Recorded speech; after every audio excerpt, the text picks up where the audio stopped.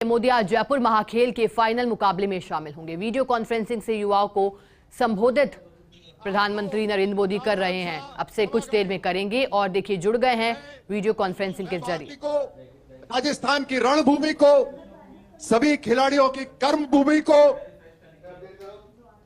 दोनों हाथ जोड़कर नमन करता हूं।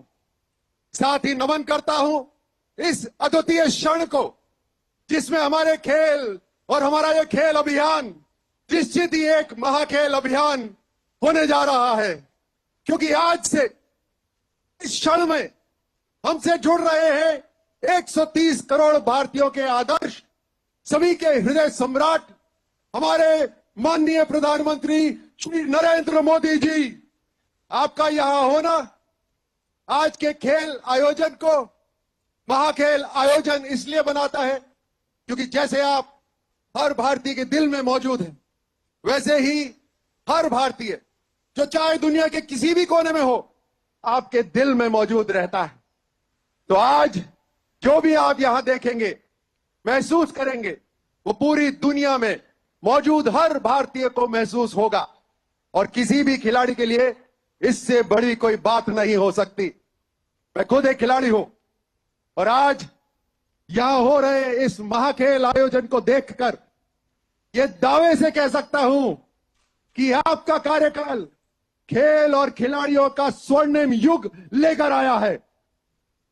मेरे दौर के खिलाड़ी साक्षी हैं कि पहले की सरकारों ने किस तरह खेलों की, खिलाड़ियों की दुर्दशा की थी। हमने वो दौर देखा है और आज खिलाड़ियों को मिलती सुविधाएं और सम्मान भी देख रहे हैं। वाकई तब और अभी के वक्त में जमीन आसमान का अंतर आ चुका है और ये सब कुछ सिर्फ आपके समावेशी नेतृत्व का ही नतीजा है। अगर मैं ये कहूं कि मैं आपके व्यक्तित्व में एक खेल के कप्तान, एक सेना के कमांडर और एक परिवार के मुखिया तीनों की ही प्रतिभा देखता हूं, तो ये कोई अतिशयोक्ति नहीं होगी। जैसे खेल के कप्तान का सबसे बड़ा हथियार उसका धैर्य होता है। आपने उसी धैर्य का परिचय पूरी दुनिया को तब दिया था जब 2016 में भारत पर आतंकी हमला हुआ।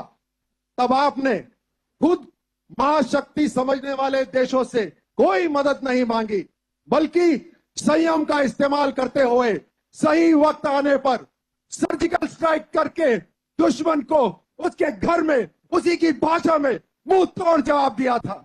आपको अपनी सेना पर पूरा भरोसा भी था।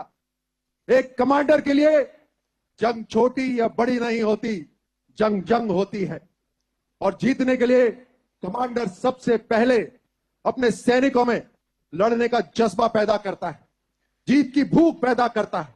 आपने भी देश के कमांडर की तरह एक साधारण सी दिखने वाली फिर भी देश की जटिल गंदगी की समस्या के खिलाफ जंग का ऐलान कर दिया था। आज देश के बच्चे बच्चे में ऐसा जज्बा जाग चुका है कि हमारा स्वच्छता अभियान अब इतिहास में एक जंग की तरह याद रखा जाएगा। खेल में हर खिलाड़ी को उसकी अहमियत पता होती है, लेकिन कप्तान को पता होता है खिलाड़ी को उसकी अहमियत का एहसास दिलाना कितना जरूरी है। ठीक वैसे ही आपने वन रैंक वन पेंशन को लागू करके रिटायर्ड होकर मुख्य धारा से अलग हो चुके पूर्व सैनिकों को उनका हक दिलवाकर उनका सम्मान और स्वाभिमान दोनों लौटाया। हर जवान के दिल में आपके इस कदम ने ऐसी जीत हासिल करी जो किसी भी चुनावी जीत से हमेशा कई गुना बड़ी रहेगी। हम सब जानते हैं कि खेल में रणनीति यानी स्ट्रैटेजी कितनी जरूरी होती है। खेल का कप्तान एक सही रणनीति के दम पर पूरे खेल का रुख बदल देता है। आपने भी एक सफल कप्तान की तरह देश के आर्थिक विकास का रुख अपनी उस एक रणनीति से बदल दिया जब आपने भारत की व्यवहारिक टैक्स व्यवस्था की जगह जीएसटी को लागू करने का फैसला लिया। जीएसटी के लागू होने से जो सालाना लाखों करोड़ों रुपए की आय देश को हुई, टैक्स के माध्यम से हो रही है, उसी की वजह से करोड़ों गरीब लोगों को उनके पक्के मकान, पीने के लिए नल से साफ जल, 80 करोड़ लोगों को मुफ्त राशन, 50 करोड़ लोगों को मुफ्त इलाज और गरीब महिलाओं को एलपीजी कनेक्शन जैसी सुविधाएं मिल पा रही है। क्योंकि आप परिवार के मुखिया के रूप में हैं, हर किसी की चिंता करते हैं, आपने दर्द झेले हैं तो निवारण भी आपको आते हैं।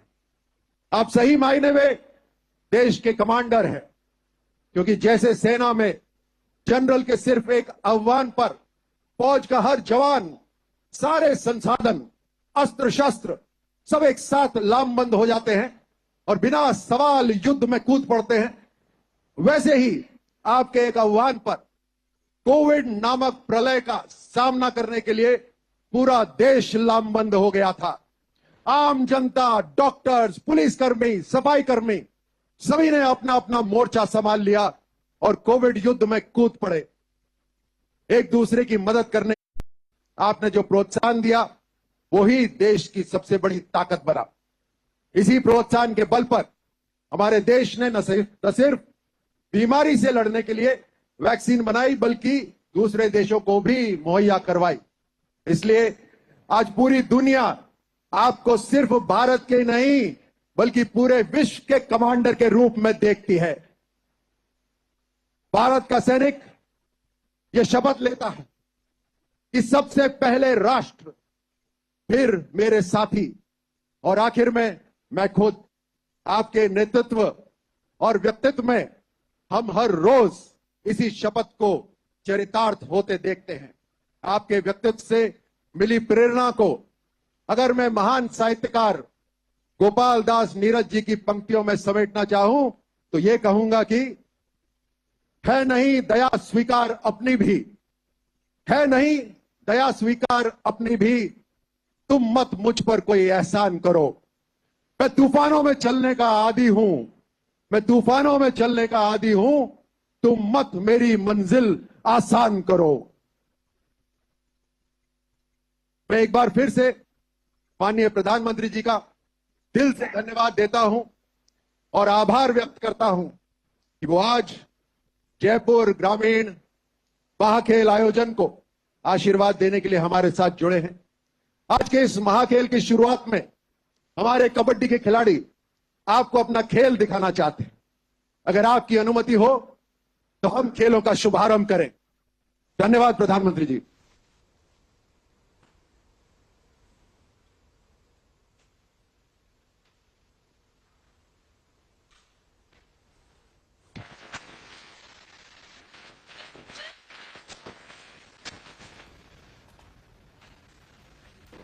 और देखिए फिलहाल जयपुर ग्रामीण से बीजेपी सांसद राज्यवर्धन राठौड़ इसमें जुड़े और उन्होंने कहा प्रधानमंत्री नरेंद्र मोदी जब वीसी के जरिए जुड़े तो उनको तमाम बातें कही कि जिस तरह से प्रधानमंत्री नरेंद्र मोदी के नेतृत्व में कोरोना काल के दौरान भी जिस तरह से देश में विपरीत परिस्थितियां उत्पन्न हुई थी, उस दौरान जब देश एकजुट हो उठा और जो देश का खास तौर पर मेडिकल सेक्टर है उन्होंने जिस तरह की सेवाएं की थी, यहां उसका जिक्र राज्यवर्धन राठौड़ ने किया और कहा कि प्रधानमंत्री नरेंद्र मोदी न सिर्फ भारत के बल्कि पूरे ही देश के और पूरे ही विश्व के कमांडर हैं। ये बात राज्यवर्धन राठौड़ ने कही। जयपुर महाखेल का भव्य आयोजन हो रहा है और इसका उद्घाटन 12 जनवरी को हुआ था। महाखेल कबड्डी प्रतियोगिता पर यह आयोजन केंद्रित है और वीसी के जरिए प्रधानमंत्री नरेंद्र मोदी जुड़े हैं इस भव्य आयोजन से। और उससे पहले राज्यवर्धन राठौड़ ने प्रधानमंत्री नरेंद्र मोदी का जिक्र कर ये तमाम बातें कही। कहा कि किस तरह से प्रधानमंत्री नरेंद्र मोदी का व्यक्तित्व है और ये भी कहा कि प्रधानमंत्री नरेंद्र मोदी पूरे ही देश को एक प्रेरणा देते आए हैं आगे बढ़ने के लिए। कोरोना काल की परिस्थितियों का जिक्र, साथ ही साथ राज्यवर्धन सिंह राठौड़ ने कहा कि भारत के सभी लोगों के लिए सबसे पहले देश है। राष्ट्र की भावना का जिक्र उन्होंने किया और ये तस्वीरें आयोजन के दौरान की। हालांकि खेलों का महत्व कितना है एक व्यक्ति के जीवन में, ये भी ये दर्शाता हुआ। खेल व्यक्ति के सर्वांगीण विकास के लिए भी बेहद जरूरी, क्योंकि खेल से जो मनुष्यों को भावनाएं सीखने के लिए मिलती हैं, किस तरह से टीम के रूप में एक मैदान में उतरा जाता है और जो आपके प्रतिद्वंदी हैं उनके प्रति भी एक ऐसा भाव मन में रहना चाहिए कि वो सिर्फ मैदान के ऊपर आपके प्रतिद्वंदी हों, लेकिन मैदान के बाहर आपको उनके साथ भी एक मित्रता का भाव कायम रखना और खेल को खेल की भावना से किस तरह से खेला जाए, ये सब वो विशेषताएं हैं और वो सब महत्व खेलों के हैं जो व्यक्ति के जीवन में बेहद जरूरी। और अब जब इस का आयोजन चित्रकूट स्टेडियम में हो रहा है तो आप देख सकते हैं कि बड़ी संख्या में वहां खिलाड़ी मौजूद हैं, साथ ही साथ स्थानीय जनप्रतिनिधि भी वहां मौजूद है और साथ ही साथ बीजेपी सांसद राज्यवर्धन राठौड़ भी वहां मौजूद हैं। खेलों के प्रति खासा लगाव भी रखते हैं राज्यवर्धन राठौड़। और अब जब ये आगाज हुआ उस दौरान वक्तव्य और संबोधन भी राज्यवर्धन सिंह राठौड़ ने दिया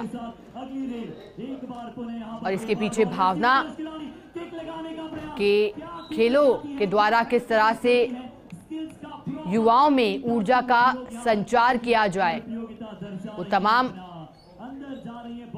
खूबियां जिसकी एक मनुष्य के विकास के लिए आवश्यकता है, उन्हें किस तरह से मनुष्य में विकसित किया जाए।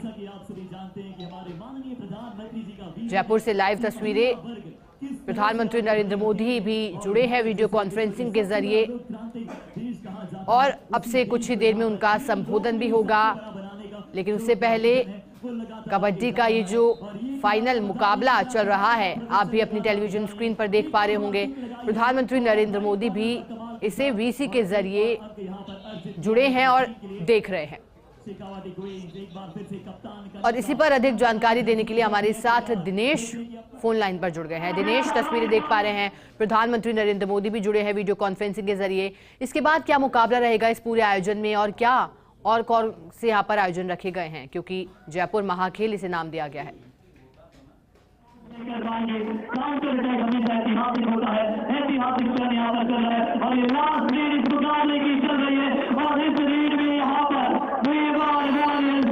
चलिए सहयोगी से जुड़ने की कोशिश करेंगे एक बार फिर से, लेकिन ये तस्वीरें बेहद खास, क्योंकि कबड्डी का फाइनल मुकाबला यहाँ खेला जाते हुए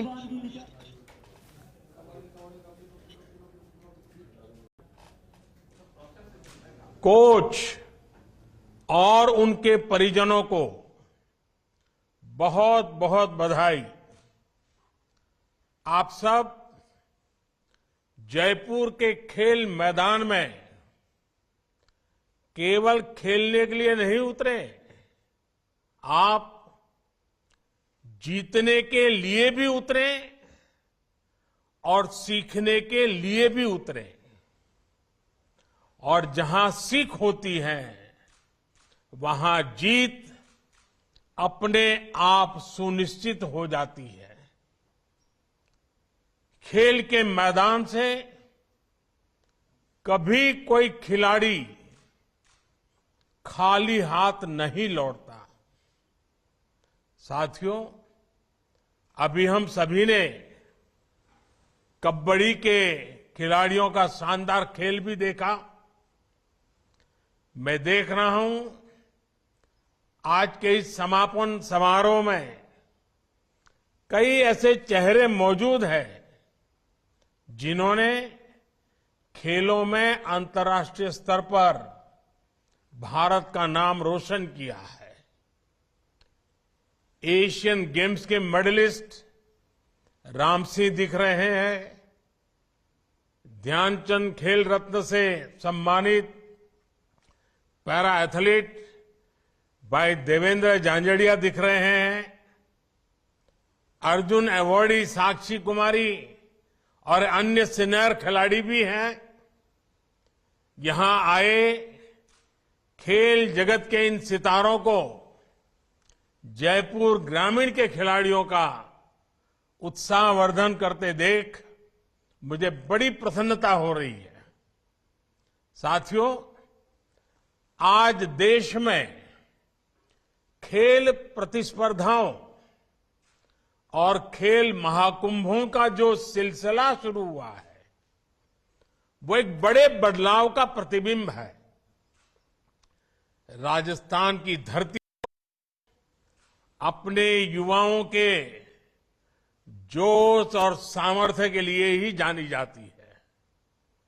इतिहास गवाह है, इस वीर धरा की संतान ने रणभूमि को भी अपने शौर्य से खेल का मैदान बना देती है।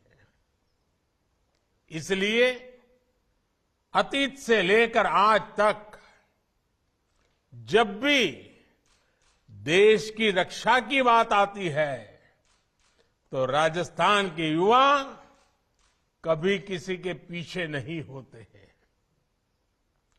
यहां के युवाओं के इस शारीरिक और मानसिक सामर्थ्य को विकसित करने में राजस्थानी खेल परंपराओं का बड़ा योगदान रहा है। सैकड़ों वर्षों से मकर संक्रांति पर आयोजित होने वाला खेल दड़ा हो या बचपन की यादों से जुड़े सितोलिया, रुमाल झपटा जैसे परंपरागत खेल हो, ये राजस्थान की रग रग में रचे बसे हैं। इसलिए इस राज्य ने देश को कितनी ही खेल प्रतिभाएं दी हैं, कितने ही मेडल देकर तिरंगे की शान को बढ़ाया है। और आप जयपुर वालों ने आपने तो सांसद भी ओलंपिक पदक विजेता चुना है। मुझे खुशी है कि राजवर्धन सिंह राठौड़ जी, उनको देश ने जो दिया है उसे वो सांसद खेल स्पर्धा के जरिए नई पीढ़ी को लौटाने का काम कर रहे हैं। हमें इन प्रयासों को और विस्तार देना है ताकि इसका प्रभाव और भी व्यापक हो। जयपुर महाखेल का सफल आयोजन हमारे ऐसे ही प्रयासों की अगली कड़ी है। इस वर्ष 600 से ज्यादा टीमों का 6,500 युवाओं का इसमें भाग लेना इसकी सफलता का प्रतिबिंब है। मुझे बताया गया है कि इस आयोजन में बेटियों की भी 125 से ज्यादा टीमों ने हिस्सा लिया है। बेटियों की ये बढ़ती हुई भागीदारी एक सुखद संदेश दे रही है। साथियों, आजादी के इस अमृत काल में देश नई नई परिभाषाएं गढ़ रहा है, नई व्यवस्थाओं का निर्माण कर रहा है। देश में आज पहली बार खेलों को भी सरकारी चश्मे से नहीं बल्कि खिलाड़ियों की नजर से देखा जा रहा है। मैं जानता हूं, युवा भारत की युवा पीढ़ी के लिए असंभव कुछ भी नहीं है। युवाओं को जब सामर्थ्य, स्वाभिमान, स्वावलंबन, सुविधा और संसाधन की शक्ति मिलती है तो हर लक्ष्य आसान हो जाता है। देश की इस अप्रोच की झलक इस बार की बजट में भी दिखाई दे रही है। इस बार देश के बजट में खेल विभाग को करीब 2500 करोड़ रुपए का बजट मिला है, जबकि 2014 से पहले खेल विभाग का बजट 800 साढ़े 800 करोड़ रुपए के आसपास ही रह जाता था। यानी 2014 के मुकाबले देश के खेल विभाग के बजट में लगभग 3 गुना बढ़ोतरी हुई है।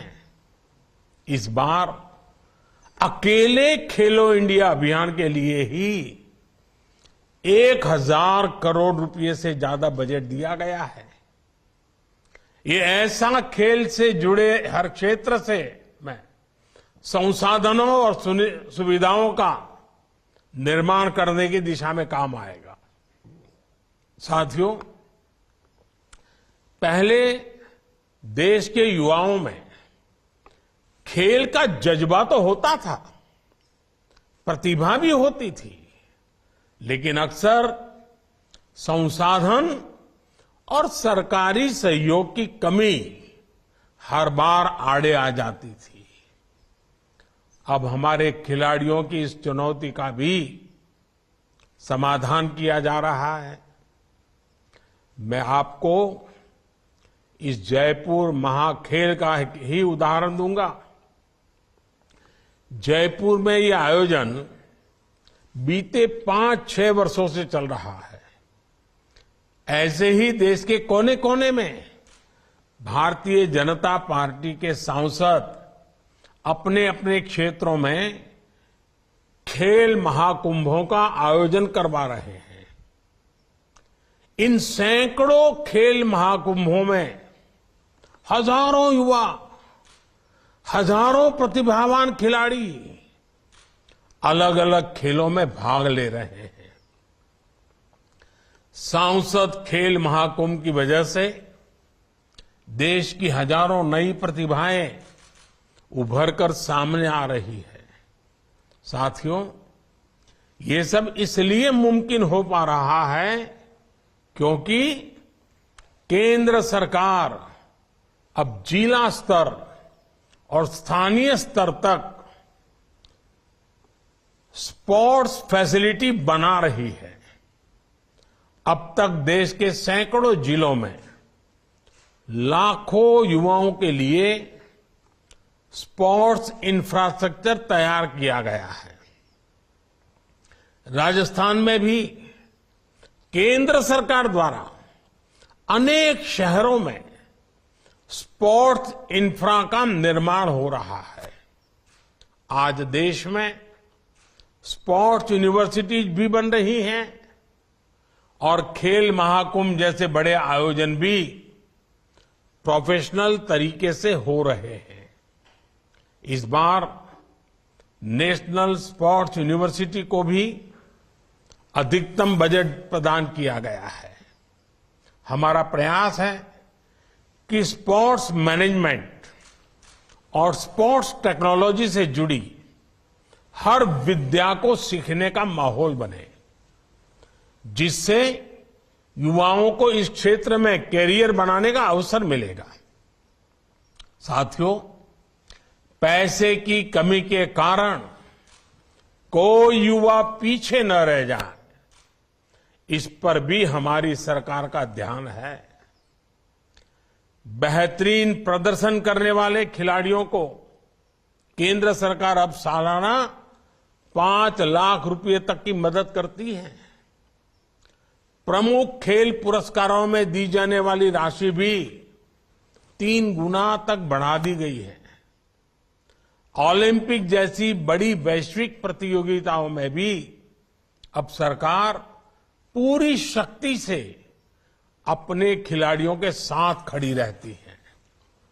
टॉप्स TOPS टॉप जैसी स्कीम के जरिए वर्षों पहले से खिलाड़ी ओलंपिक की तैयारी कर रहे हैं। साथियों, खेल में आगे बढ़ने के लिए किसी भी खिलाड़ी के लिए सबसे जरूरी होता है अपनी फिटनेस को मेंटेन रखना। आप फिट होंगे तभी सुपर हिट होंगे। और फिटनेस तो जितनी खेल के ही मैदान में जरूरी होती है उतनी ही जिंदगी के मैदान में भी जरूरी होती है। इसलिए आज खेलो इंडिया के साथ साथ देश के लिए फिट इंडिया भी एक बड़ा मिशन है। हमारी फिटनेस में बहुत बड़ी भूमिका हमारे खान पान की, हमारे पोषण की भी होती है। इसलिए मैं आप सबसे एक ऐसे अभियान की चर्चा भी करना चाहता हूं जिसकी शुरुआत तो भारत ने की, लेकिन अब वो एक ग्लोबल कैंपेन बन गया है। आपने सुना होगा, भारत के प्रस्ताव पर यूनाइटेड नेशंस UN वर्ष 2023 को इंटरनेशनल मिलेट ईयर के तौर पर मना रहा है। और राजस्थान तो मिलेट्स यानी मोटे अनाजों की एक बेहद समृद्ध परंपरा का घर है और अब देशव्यापी उसकी पहचान बने, इसलिए ये मोटे अनाज को श्री अन्न इस नाम से लोग जाने, ये बहुत आवश्यक है। इस बार बजट में भी इस बात का उल्लेख किया गया है। ये सुपर फूड है, ये श्री अन्न है और इसलिए राजस्थान का श्री अन्न बाजरा, श्री अन्न ज्वार, ऐसे अनेक मोटे अनाज ये श्री अन्न के नाम के साथ अब जुड़ गए हैं, उसकी पहचान है। और ये कौन नहीं जानता जो राजस्थान को जानता है, ये हमारे राजस्थान का बाजरे का खिचड़ा और चूरमा क्या कोई भूल सकता है क्या? मेरा आप सभी युवाओं से विशेष आह्वान होगा, आप अपने खाने में श्री अन्न यानी कि मोटे अनाजों को तो शामिल करें। इतना ही नहीं, स्कूल, कॉलेज, युवा पीढ़ी में खुद ही उसके ब्रांड एम्बेसडर बन करके लग पड़िए। साथियों, आज का युवा केवल एक क्षेत्र में सिमट कर नहीं रहना चाहिए, वो मल्टी टैलेंटेड भी है और मल्टी डायमेंशनल भी है। देश भी इसलिए युवाओं के सर्वांगीण विकास के लिए काम कर रहा है। एक और युवाओं के लिए आधुनिक स्पोर्ट्स इंफ्रास्ट्रक्चर बन रहा है, तो साथ ही बच्चों और युवाओं के लिए नेशनल डिजिटल लाइब्रेरी का भी प्रस्ताव इस बजट में किया गया है। नेशनल डिजिटल लाइब्रेरी के जरिए विज्ञान, इतिहास, समाजशास्त्र, संस्कृत जैसी भाषाएं, हर विषय की किताबें शहर से गांव तक हर स्तर पर डिजिटली उपलब्ध होगी। ये आप सबके लर्निंग एक्सपीरियंस को नई ऊंचाई देगा। सारे रिसोर्सेज आपके कंप्यूटर और मोबाइल पर उपलब्ध करवाएंगे। साथियों, स्पोर्ट्स केवल एक विद्या ही नहीं है, स्पोर्ट्स एक बहुत बड़ी इंडस्ट्री भी है। स्पोर्ट्स से जुड़ी चीजें और संसाधन बनाने से बड़ी संख्या में लोगों को रोजगार भी मिलता है।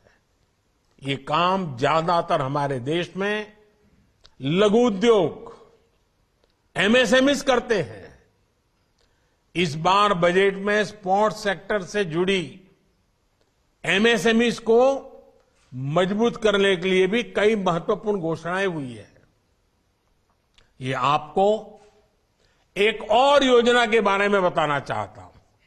ये योजना है पीएम विश्वकर्मा कौशल सम्मान, यानी पीएम विकास योजना। ऐसे लोग जो अपने हाथ के कौशल से, हाथ द्वारा चलाए जाने वाले औजारों से स्वरोजगार करते हैं, सृजन करते हैं, निर्माण करते हैं, उन्हें ये योजना बहुत मदद करेगी। उन्हें आर्थिक सहयोग से लेकर उनके लिए नए बाजार बनाने तक हर तरह की मदद पीएम विश्वकर्मा योजना द्वारा दी जाएगी। हमारे युवाओं के लिए ये भी रोजगार के, स्वरोजगार के बड़े अवसर बनाएगी। साथियों, जहां प्रयास पूरे मन से होते हैं, वहां परिणाम भी सुनिश्चित होते हैं। देश ने प्रयास किए, परिणाम हमने टोक्यो ओलंपिक्स में देखा, कॉमनवेल्थ खेलों में देखा, जयपुर महाखेल में भी आप सबके प्रयास भविष्य में ऐसे ही शानदार परिणाम देंगे। आपसे ही देश के लिए अगले गोल्ड और सिल्वर मेडलिस्ट निकलने वाले हैं। आप अगर ठान लेंगे तो ओलंपिक्स तक में तिरंगे की शान बढ़ाएंगे। आप जिस क्षेत्र में जाएंगे वहां देश का नाम रोशन करेंगे। मुझे विश्वास है हमारे युवा देश की कामयाबी को बहुत आगे तक लेकर के जाएंगे। इसी भावना के साथ आप सभी का बहुत बहुत धन्यवाद, बहुत बहुत शुभकामनाएं। प्रधानमंत्री नरेंद्र मोदी का ये संबोधन अगर आपने गौर से सुना हो तो इसमें राजनीतिक, आर्थिक, साथ ही साथ सामाजिक सभी पहलुओं को लेकर के बात की गई है। और राजनीतिक हम इसलिए कह रहे हैं क्योंकि प्रधानमंत्री नरेंद्र मोदी ने यहां वो जिक्र किया, 2014 से पहले का वक्त ध्यान दिलाया और कहा कि खेल विभाग को उस वक्त 800 साढ़े 800 के करीब ही बजट मिलता था और इस बार 2400 करोड़ का बजट मिला है।